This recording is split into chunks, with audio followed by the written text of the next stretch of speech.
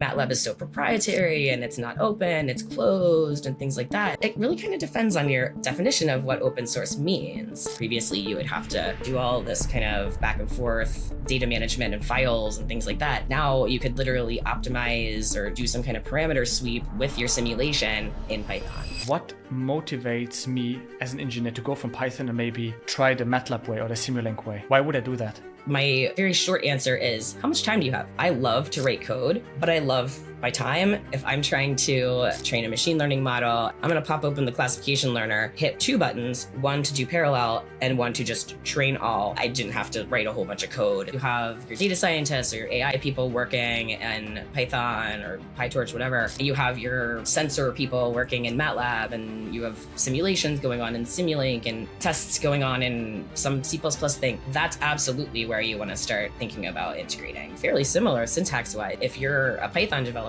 you could be an excellent MATLAB developer.